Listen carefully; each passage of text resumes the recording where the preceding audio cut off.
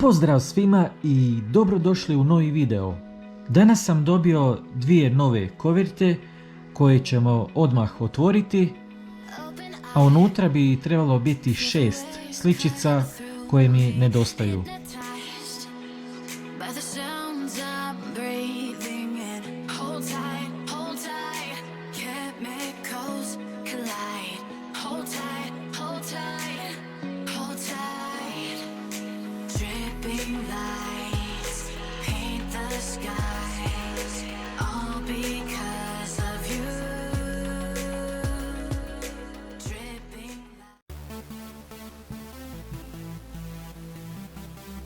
Prva reprezentacija danas je Nizozemska. Kod Nizozemske nam fali samo sličica broj 6, Stefan de Vrij.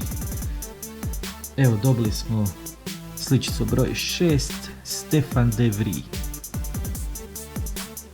Ljudi, Nizozemska je također sada kompletirana, a mi idemo dalje.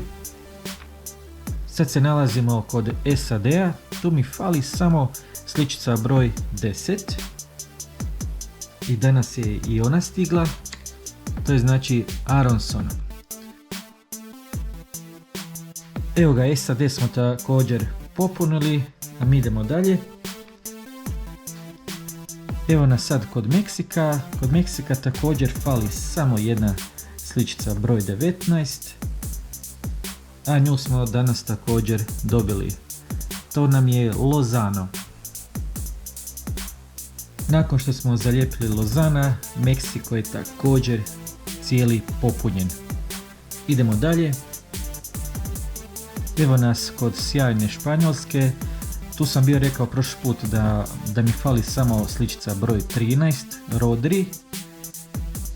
I evo nam sličice broj 13, Rodri. Španjolska je također popunjena. Mi idemo dalje. Evo nas sada kod odličnog Maroka. Tu nam fali također jedna sličica i to broj 6. A broj 6 smo također dobili Masina.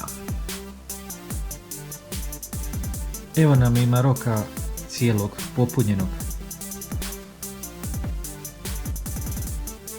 Evo nas i na ovoj predzadnjoj stranici, tu mi fali samo ovaj broj 28 i to je ova zadnja sličica koju sam danas dobio, FC28, to je znači Španjolska iz 2010. Evo ga, sad nam je i ovo sve fino popunjeno. Ljudi, nakon ovih 6 sličica što sam sad zalijepio, fali mi samo još jedna sličica do kraja i to Švicarska 14.